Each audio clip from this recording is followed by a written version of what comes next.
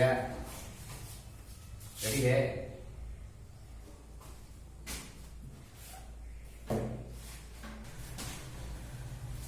सब लोग तैयार है?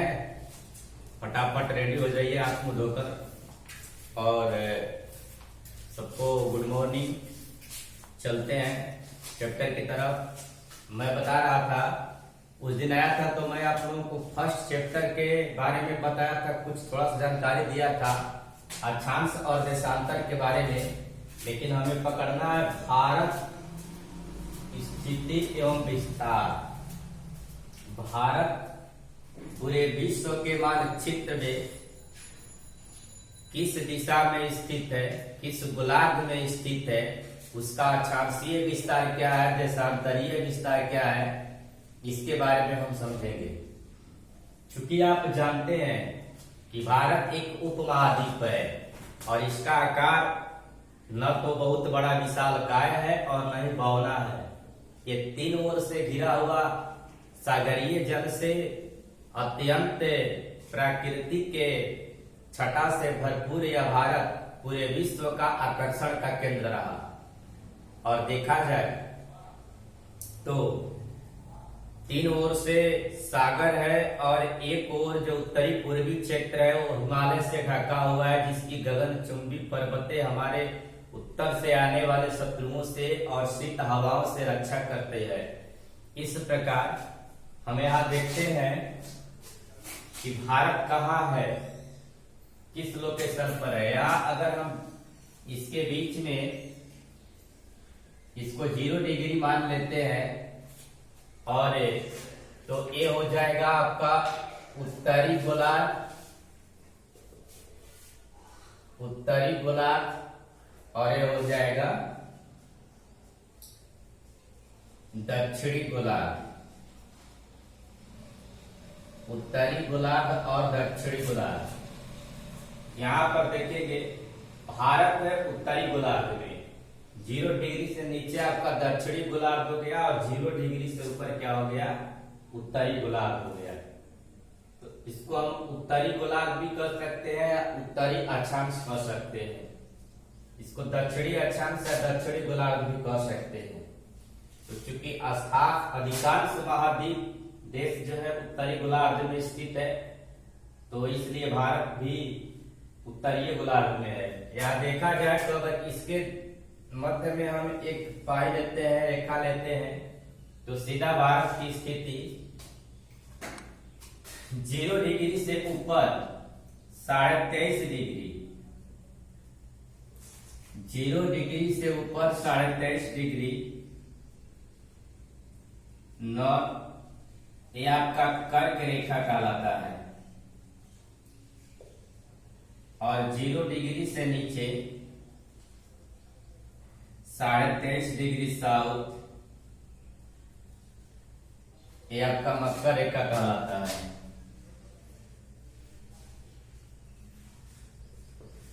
अब भारत की देखते हैं क्या स्थिति है। मैं बता रहा था कि भारत का जो विस्तार है 8 डिग्री 4 उत्तरी अक्षांश से 8 डिग्री 4 उत्तरी अक्षांश से 37 डिग्री 6 उत्तरी अक्षांश, और देशांतरीय विस्तार है 68 डिग्री 7 पूर्वी देशांतर से 68 डिग्री 7 पूर्वी देशांतर से 97 डिग्री 25 पूर्वी देशांतर। ये है लोकेशन। अब हम अक्षांश देखते हैं। 8 डिग्री 4 उत्तरी अक्षांश, ये 0 डिग्री हो गया और ये 23.5 डिग्री हो गया नॉर्थ। कर्क रेखा, कर्क रेखा इसके बीचों बीच से होकर गुजरती है। आवाज आ रही है सबको? चलिए ठीक है। तो हम अक्षांश की बात करते हैं तो ये उत्तरी अक्षांश में स्थित है, और यहां से अगर हम 0 डिग्री ले लेते हैं तो चूंकि टोटल 360 देशांतर होता है, 2 से हम डिवाइड करेंगे तो 180 देशांतर। 0 डिग्री से इधर 180 देशांतर हो गया, 0 डिग्री से इधर आपको जो है 180 देशांतर हो गया। अब यहां से इधर लेते हैं, तो चूंकि आप जानते हैं कि अगर हम यहां से इधर आपका पूरब हो गया, ये पूर्व वाला क्षेत्र हो गया और पश्चिम वाला क्षेत्र हो गया। इधर पूर्वी देशांतर में है, यानी भारत सीधा पूर्वी देशांतर में है, और यहां से इधर आपका पश्चिमी देशांतर हो गया।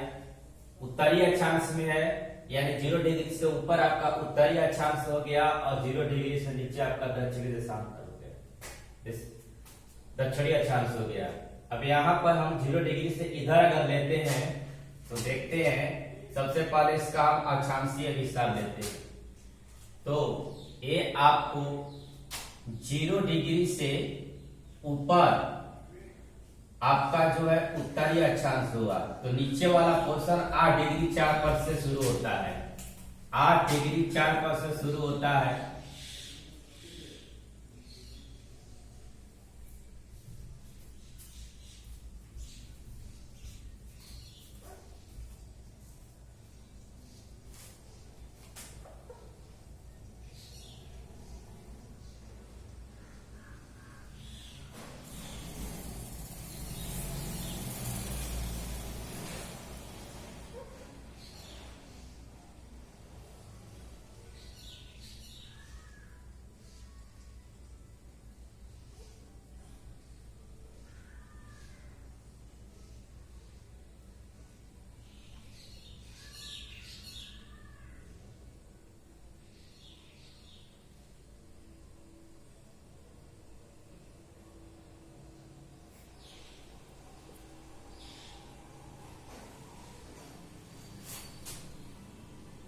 आठ डिग्री 4 से शुरू होता है, ये वाला पार्ट और इधर आना चाहिए।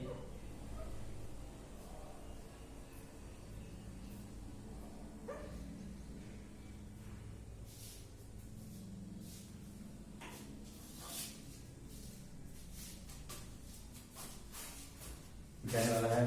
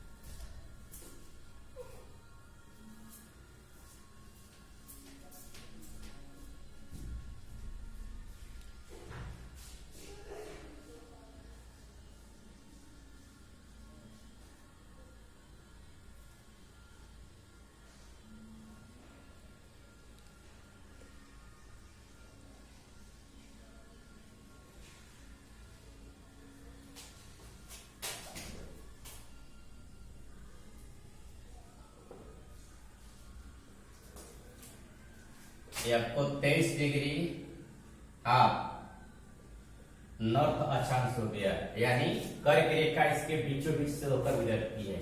इधर आपका 8 डिग्री यानी 0 डिग्री से ऊपर हम जैसे ही बढ़ेंगे दिखाई दे रहा होगा 8 डिग्री 4 उत्तरी अक्षांश हो गया, और इधर हो गया आपका 37 डिग्री 6, 37 डिग्री 6 इसका हो गया। अब देखते हैं यहां पर आपका 68 डिग्री 7 पूर्वी देशांतर से 97 डिग्री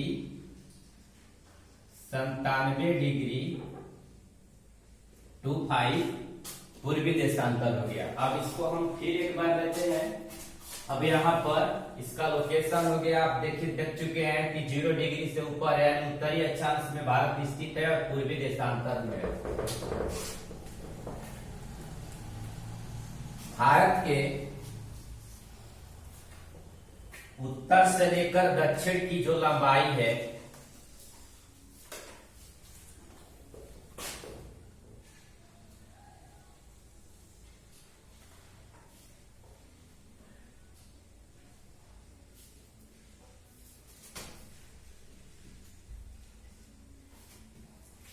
वो है, ये आपका साउथ हो गया, ये आपका नॉर्थ हो गया। इसकी टोटल उत्तर से लेकर दक्षिण की जो लंबाई है भारत के 3214 किलोमीटर, और पूरब से जो पश्चिम की चौड़ाई है, यानी इसका देशांतरीय विस्तार है 68 डिग्री 7 97 डिग्री 25। ये है आपका 2933 किलोमीटर, यानी पश्चिम से पूरब की जो चौड़ाई है 2933 किलोमीटर है, और उत्तर से दक्षिण की जो लंबाई है 3214 किलोमीटर। अब यहां लेते हैं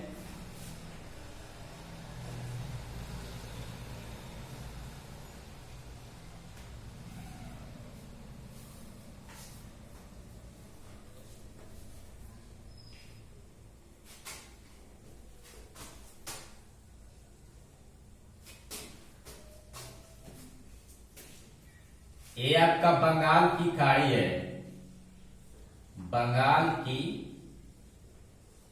खाड़ी। यहां पर हम 0 डिग्री ले लेते हैं विषुवत रेखा, तो ये आपका दक्षिण में हो जाएगा हिंद महासागर, और पश्चिम में हो जाएगा अरब सागर। ये गुजरात का क्षेत्र है।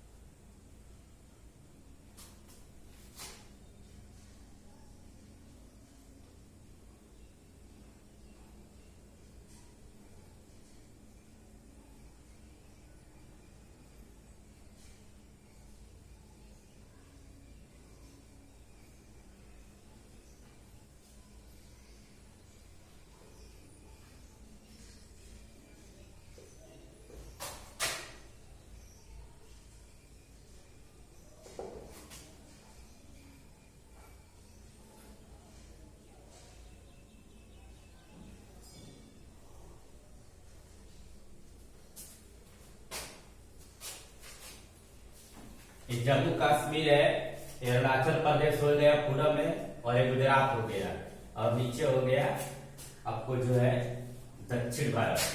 यहाँ देखा जाए इसकी जो उत्तर से दक्षिण की लंबाई है 3214 किलोमीटर, और पूरब से पश्चिम की जो चौड़ाई है 2933 किलोमीटर। इसका टोटल जो एरिया है 32,87,263 वर्ग किलोमीटर, 32,87,263 वर्ग किलोमीटर। और इसका जो स्थलीय जो सीमा रेखा है 15,200 वर्ग किलोमीटर, 7,516.6 वर्ग किलोमीटर स्थलीय सीमा रेखा है, और जलीय सीमा रेखा 15,200 वर्ग किलोमीटर। ये इसका टोटल एरिया है भारत का। अब देखा जाए तो 68 डिग्री 7 और इधर हो गया 97 डिग्री 25, यानी 37 डिग्री 6 और 8 डिग्री 4 घटाते हैं 2, 17 में से 8 गया 9, 2 हो गया, लगभग 29 डिग्री 2। इसका जो है अक्षांश हो गया, टोटल अक्षांश। अब देशांतर लेते हैं 97 डिग्री 25 माइनस 68 डिग्री 07। 15 में से 7 गया 8, ये हो गया 9, 29, 18 और 29 से 20 लगभग में आ रहा है। इसका अगर हम औसत निकालते हैं अक्षांश और देशांतर का, तो दोनों का 30 डिग्री आता है, यानी 30 डिग्री अक्षांशीय और देशांतरीय विस्तार का औसत है। अक्षांशीय और देशांतरीय विस्तार का औसत है, यानी इसका औसत ए हो गया। अब देखा जाए प्रायः तो एक प्रश्न बनता है कि क्या कारण है कि गुजरात के कच्छ प्रदेश के अपेक्षा अरुणाचल प्रदेश में 2 घंटा पहले सूर्योदय होता है। एक प्रश्न बनता है कि क्या कारण है कि गुजरात के कच्छ प्रदेश के अपेक्षा अरुणाचल प्रदेश में 2 घंटा पहले सूर्योदय होता है। तब इसका जो आंसर होता है, हम जानते हैं कि टोटल देशांतर कितना है, कुल 360 देशांतर है, और इसमें हम अगर 24 से भाग करते हैं, लगभग 24 घंटा इसको हम मान लेते हैं, 24 से भाग करते हैं तो निश्चित है कि आपका आ जाएगा 24 गुणे 15 पंचों के 20, 15 के 10, 2 12, 4 2 360, यानी 15 देशांतर प्रति घंटा, यानी 15 देशांतर पार करने में एक घंटा का समय लगता है। 15 देशांतर को पार करने में 1 घंटा का समय लगता है। तब यहाँ पर जो है 30 देशांतर को पार करना है।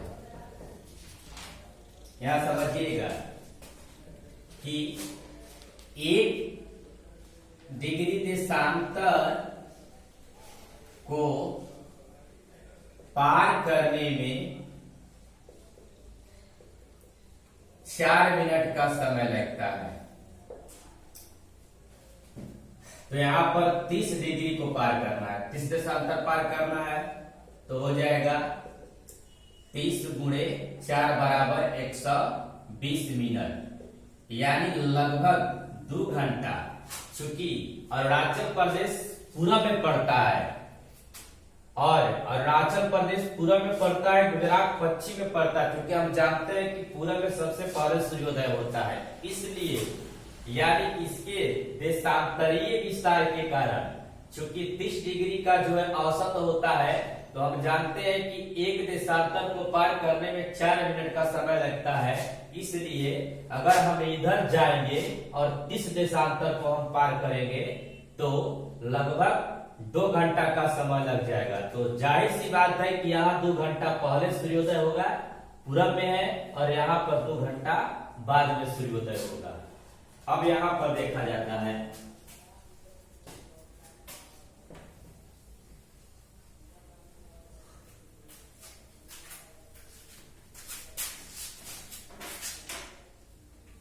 भारत के बारे में बता रहा हूं, भारत की स्थिति और विस्तार। चूंकि आप जानते हैं कि भारत विश्व का ऐसा देश है जो लगभग कई नामों से जाना जाता है। इसे प्राचीन नाम भारतवर्ष बोला जाता था। भारतवर्ष सबसे पुराना नाम है। हमारे देश में बहुत से व्यापारियों का आगमन हुआ और अरब व्यापारी जब भारत में अरब व्यापारियों का भारत में जब आगमन हुआ तो वे हमारे देश के उत्तर पश्चिम दिशा में एक बहुत पुरानी नदी बहती है, जिस नदी का नाम है सिंधु। चूंकि हमारे भारत में आने का एकमात्र यही रास्ता है कि सिंधु नदी को पार कर जितने विदेशी व्यापारी या जितने विदेशी आक्रांता जो है आए, सब सिंधु नदी को ही पार करके आए। तो इस सिंधु नदी को अरब जो व्यापारी थे उनको स का उच्चारण करने में तकलीफ होती थी, इसलिए सिंधु को हिंदू कहते थे। इसलिए हमारे देश का एक नाम और पड़ गया, दूसरा हिंदुस्तान। हिंदुस्तान, हिंदुस्तान। इस सिंधु को अंग्रेजी में इंडस भी कहा जाता है और यूनानियों ने इसको इंडस कहा और इंडस से नाम पड़ा हमारे देश का इंडिया। ये उत्तर भारत में रहने वाले आर्यों की जन्मभूमि या आर्यों की कर्म भूमि रही, इसलिए इसे एक और नाम दिया जाता है आर्यावर्त। आर्यावर्त। पांचवा है भारत। इस प्रकार से ये 5 नामों से भारत को जो है हम लोग जानते हैं। अगर क्षेत्रफल के दृष्टिकोण से देखा जाए तो भारत का विश्व में क्षेत्रफल के दृष्टिकोण से 7वां स्थान है। 7वां स्थान है। इसमें सबसे पहला जो क्षेत्रफल के दृष्टिकोण से जो देश है रूस है, दूसरा है कनाडा, तीसरा है संयुक्त राज्य अमेरिका,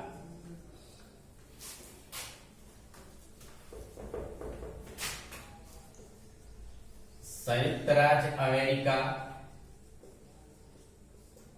और चौथा है चीन, पांचवा है ब्राजील, छठवां है ऑस्ट्रेलिया और 7वां पर नंबर आता है भारत का। इसलिए क्षेत्रफल के दृष्टिकोण से भारत का विश्व में कौन सा स्थान है? 7वां है। अब देखा जाए तो कर्क रेखा इसके बीचों बीच से होकर गुजरती है, जो लगभग 8 राज्यों को स्पर्श करती है। वो 8 राज्य है। पहला है गुजरात,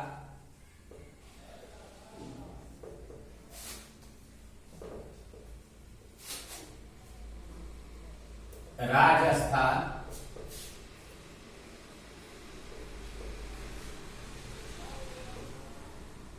मध्य प्रदेश, छत्तीसगढ़,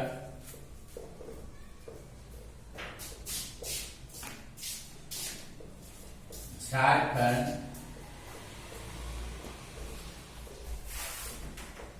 पश्चिम बंगाल,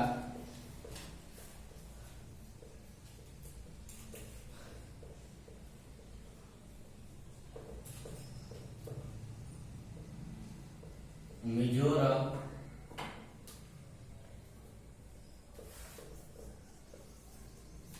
और त्रिपुरा। इन 8 राज्यों से कर्क रेखा गुजरती है।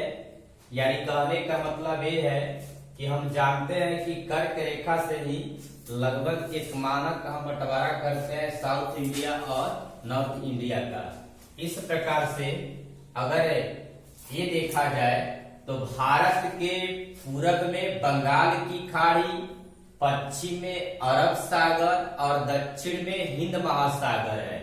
सबसे इसका जो साउथर्न पॉइंट है, दक्षिणतम बिंदु है, उसको हम लोग जानते हैं। उस बिंदु का नाम है इंदिरा पॉइंट, जो 2004 में एक बहुत बड़ा भयंकर सुनामी आया था और इस भयंकर सुनामी में यह पॉइंट विलुप्त हो गया।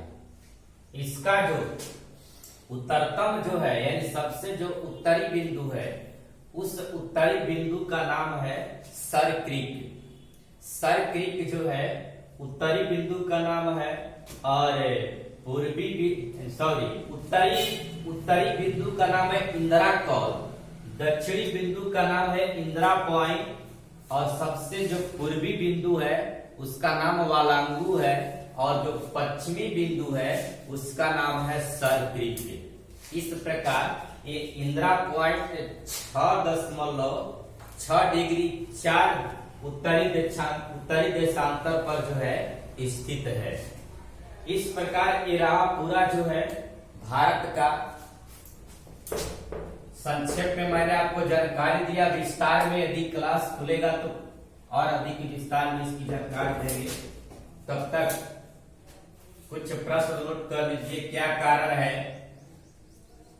कारण है कि गुजरात के कच्छ प्रदेश के अपेक्षा अरुणाचल प्रदेश में 2 घंटा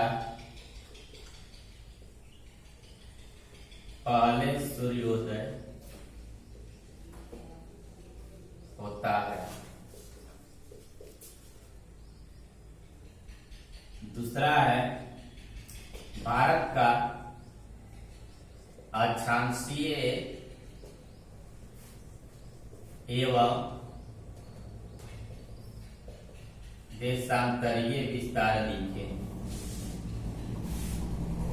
देशांतरीय विस्तार लिखे। तीसरा है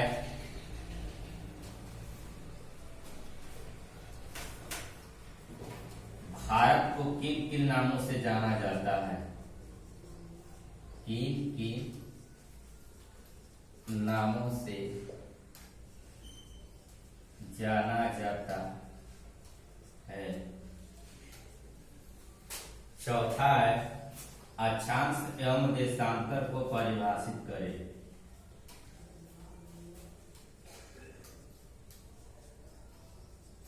समय समाप्त हुआ है। इसको बनाकर रेडी रखिए। क्लास खुलेगा तो हम इसको चेक कर लेंगे। धन्यवाद।